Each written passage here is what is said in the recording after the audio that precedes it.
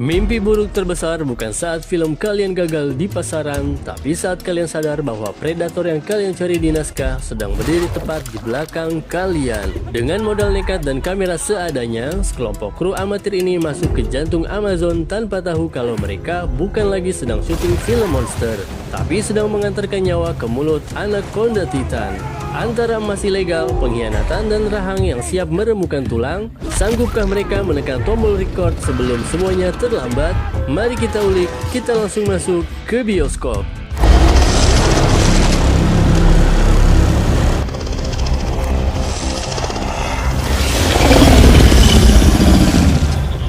Cerita dimulai di pedalaman hutan Amazon. Anna dan Marco, sepasang pelarian yang diburu petugas intelijen bernama Diego, berusaha mencari jalan keluar menggunakan mobil. Namun ketegangan memuncak saat Marco tewas akibat serangan mendadak dari balik semak.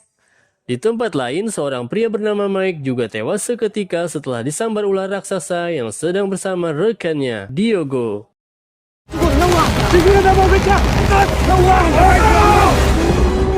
Kejadian ini menjadi perkenalan pertama terhadap ancaman anaconda di wilayah tersebut.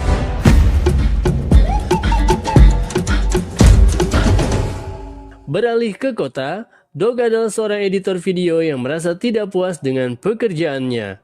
Ia memiliki selera film yang idealis, namun hanya ditugaskan mengedit video pernikahan dengan gaya sederhana yang menurutnya membosankan. Di sisi lain, sahabatnya sejak kecil, Ronald, juga mengalami nasib sial. Ronald baru saja dipecat dari sebuah proyek film karena kemampuan aktingnya dianggap kaku dan tidak memenuhi standar produser.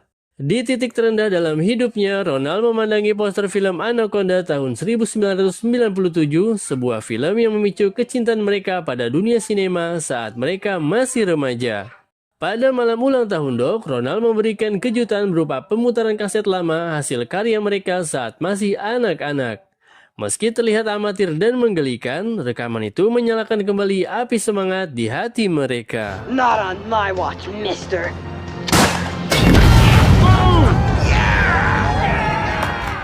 Keesokan harinya, di sebuah kafe, Ronald melontarkan ide gila.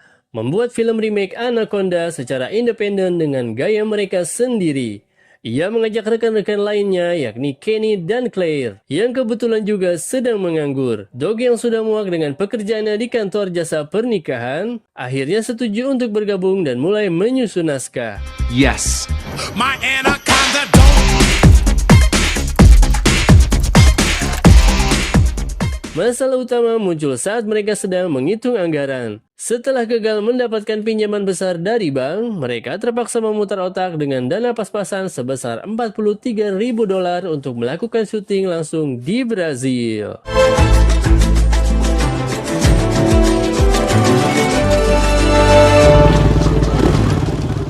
Setibanya di Brazil, Dog menekankan kepada timnya bahwa proyek ini adalah pertaruhan hidup dan mati. Jika gagal, mereka akan terjerat utang yang sangat besar. Untuk membantu kelancaran syuting, Kenny memperkenalkan Santiago, seorang pawang ular lokal yang memiliki seekor anaconda peliharaan. Santiago menjamin bahwa ularnya cukup jinak, selama tidak ada manusia yang terlihat seperti monyet makanan favoritnya.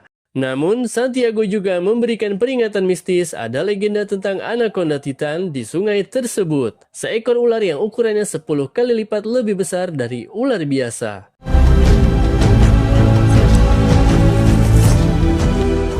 Proses syuting pun dimulai. Di saat yang sama, Anna, wanita yang melarikan diri di awal cerita, berhasil menyusup ke kapal mereka dengan menyamar sebagai asisten kapal untuk menghindari kejaran Diego dan anak buahnya. Kehadiran Anna membawa dinamika baru, meskipun Dog dan timnya terlalu fokus pada produksi film mereka untuk menyadari bahaya yang mengintai dari masa lalu wanita itu.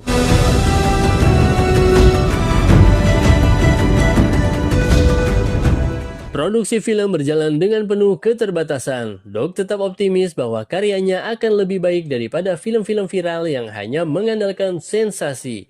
Namun ketegangan mulai muncul saat ular peliharaan Santiago lepas dari kandangnya dan nyaris menyerang Ronald. Meski Santiago membela hewan peliharaannya, suasana di kapal mulai mencekam. I'm sorry, but how could this happen, huh? Kenny, I thought you said this guy was a pro. Tragedi pertama terjadi saat adegan melibatkan ular asli akan diambil. Ronald yang ketakutan meminta Doc menggunakan CGI, namun Doc bersikeras menggunakan ular asli demi menghemat anggaran. Akibat kepanikan Ronald saat berinteraksi dengan ular tersebut, tanpa sengaja ular peliharaan Santiago terbunuh oleh baling-baling kapal. Santiago sangat terpukul kehilangan sahabat sejatinya, sementara tim produksi kini kehilangan aktor utama mereka. Oh, shit. Di tengah kesedihan itu, ancaman nyata mulai muncul. Timo, salah satu anak buah Diego yang sedang mengintai kapal mereka, tiba-tiba menghilang ke dalam air, ditarik oleh kekuatan yang tak terlihat. Legenda Anaconda Titan yang diceritakan Santiago ternyata bukan sekedar isapan jempol.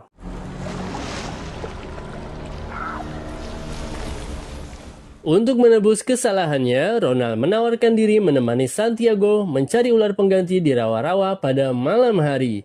Namun keputusan ini justru menjadi bencana. Di tengah kegelapan rawa, Santiago menjadi korban keganasan Anaconda Titan.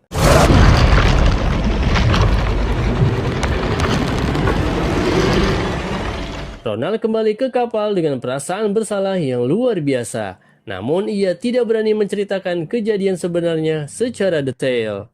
Pencarian terhadap Santiago membawa tim masuk lebih dalam ke dalam hutan. Mereka menemukan sebuah mobil van tua yang terparkir secara misterius.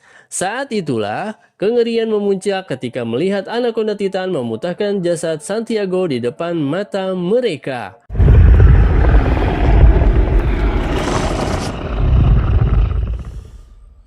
Dalam keadaan panik, mobil yang ingin mereka gunakan untuk kabur justru mogok karena aki yang tidak terpasang. Doc dengan tubuh suburnya terpaksa keluar untuk memperbaiki aki di bawah ancaman predator raksasa tersebut.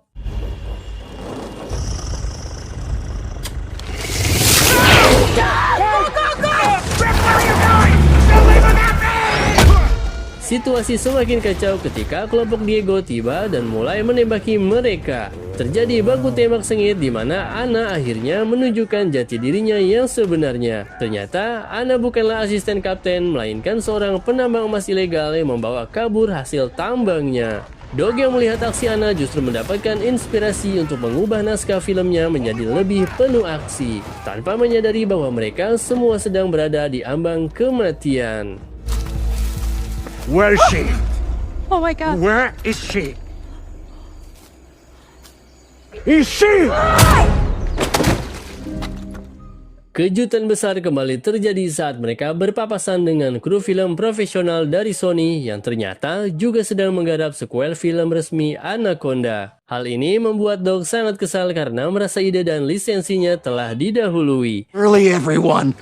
That's what big movies are! That's why we're here! I had to lie to you. You wouldn't have come otherwise. None of you would have. Ronald yang emosional memutuskan pergi sendirian, namun ia justru menemukan kapal kru Sony telah hancur berantakan akibat serangan Anaconda Titan. Hey, it's okay. You're safe. Oh, shit! Oh, Di atas kapal, Ana akhirnya mengancam seluruh tim dengan senjata untuk membantunya mengambil emas yang disembunyikan di sebuah dermaga terpencil. Namun saat Diego datang untuk menangkapnya, Ronald melakukan kesalahan fatal. Karena mengira Diego adalah orang jahat yang mengancam rekannya, Ronald menembak Diego. Hal ini memberikan kesempatan bagi Ana untuk membalikan keadaan, hingga akhirnya Ana sendiri tewas mengenaskan setelah diterkam oleh sang Titan.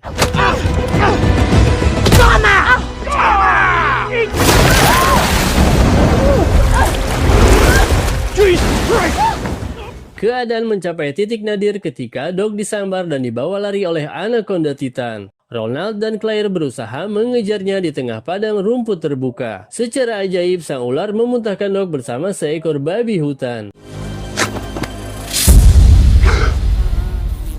Awalnya mereka mengira Doc sudah tewas, sehingga Kenny memberikan ide gila untuk menjadikan jasad Doc sebagai umpan agar mereka bisa lari. Namun saat mereka sedang mempersiapkan umpan tersebut, Doc ternyata masih hidup. Oh, shit! he's alive. I thought you checked his pulse. I did! What the fuck? Shit! Shit! Dalam pelarian yang melelahkan, mereka tiba di bekas lokasi syuting film Anaconda yang lama. Di sana mereka bertemu dengan sosok legendaris Ice Cube, yakni pemeran dari film tahun 1997. Ice Cube menjelaskan bahwa lokasi tersebut telah dipasang banyak bahan peledak untuk keperluan adegan akhir film mereka. Dog yang semangat sutradaranya kembali bangkit, memutuskan untuk menggunakan bahan peledak itu untuk menghabisi Anaconda Titan sekaligus merekam momen tersebut sebagai klimaks film mereka sendiri. I'll get the golf car this thing once and for all. Rencana berbahaya disusun. Dog dan Ronald bertugas memancing ular tersebut menggunakan mobil golf dan menuju titik ledak. Sementara Kenny dan Claire bertugas mengabadikan momen tersebut dengan kamera. Way to go! I forgot to turn it on.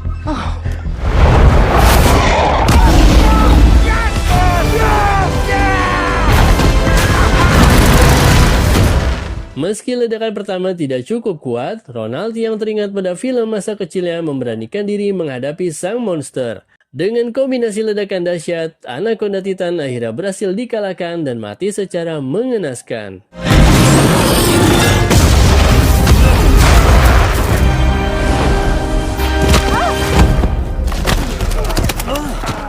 Singkat cerita, film remake garapan mereka yang dibuat dengan darah, keringat, dan anggaran terbatas itu akhirnya selesai dan dirilis. Film tersebut mendapatkan sambutan luar biasa dari para penggemar karena keaslian ceritanya. Namun, kejayaan itu hanya bertahan beberapa hari sebelum pihak Sony menutup pemutarannya karena masalah hak cipta. Kekecewaan Dog tidak berlangsung lama. Beberapa hari kemudian, Jennifer Lopez, bintang utama film aslinya, datang berkunjung ke rumahnya.